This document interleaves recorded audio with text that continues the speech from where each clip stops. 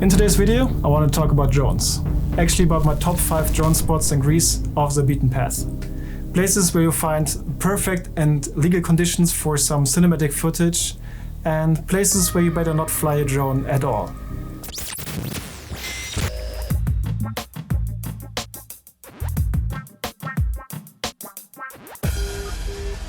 On my recent trip to Greece with my wife, I had the opportunity to explore some beautiful spots to fly my drone and capture some cinematic footage. You can find a link to the video up somewhere here. Greece in general is quite relaxed with drones, but of course you'll have to follow some rules. There's especially one place which is very strict about drone flying, but more to that later in the video.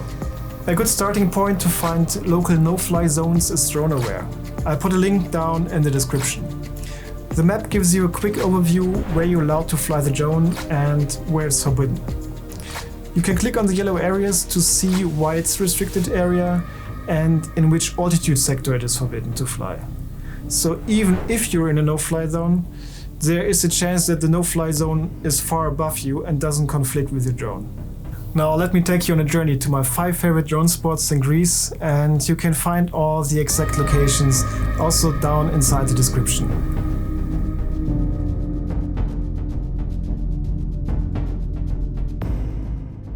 On our way from Kalambaka to Peloponnese, about 16 km northeastbound on the E92, I saw this little church on top of a hill, backed by the snow-covered Pindus Mountains.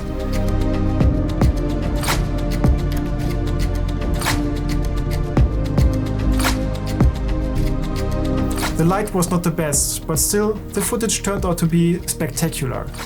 If you have the option, use the point of interest flight mode to keep the church perfectly centered and get this cinematic parallax effect. My second spot is located on the half island of Peloponnese. A 1 hour 15 minutes car ride eastbound from the city of Kalamata, you will find the ruins of Palaiokastro. You can park your car right here and do the 30 to 45 minute walk up to the old castle. The walk itself is already wonderful.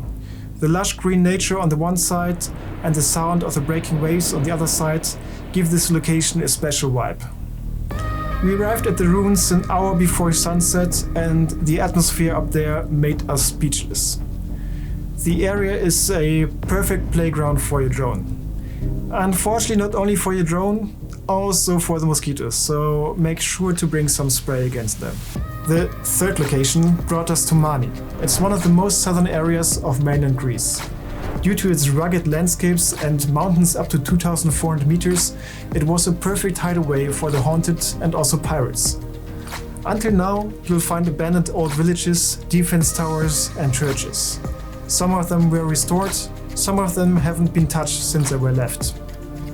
It's a wonderful place to be explored from above and to show a very unique part of Greece. Unfortunately, we arrived there quite late and didn't have time to travel down to the most southern tip, which has the highest number of abandoned houses and villages. So plan enough time, as the small and curvy roads will take a lot more time than expected.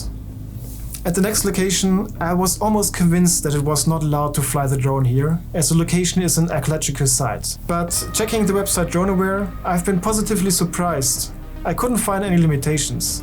Also, the site did close at 4 o'clock in the afternoon, so there was no one I could disturb.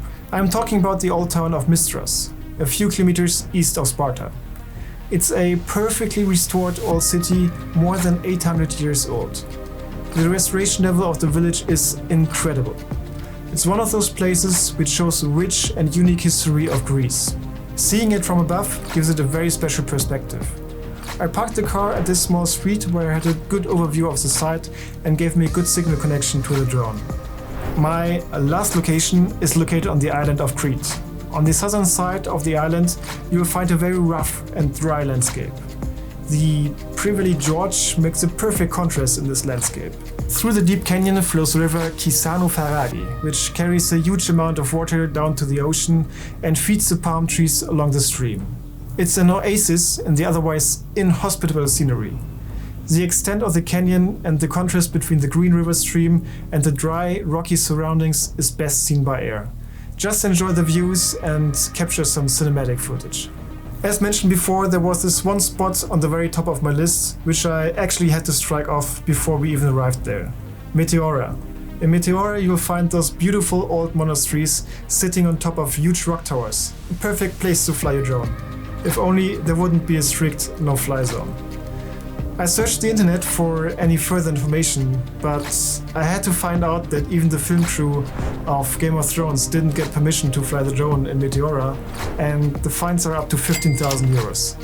So I didn't take the risk and only took some footage along the border of the no-fly zone, which was rather disappointing, as you can see. Still, I've been really happy with the footage I captured in Greece. It's probably the most unique scenery where I flew my drone so far, and there's so much more to explore. I really hope you found this location guide helpful, and I'd love to hear about your favorite drone spots in Greece in the comments below. See you in the next one.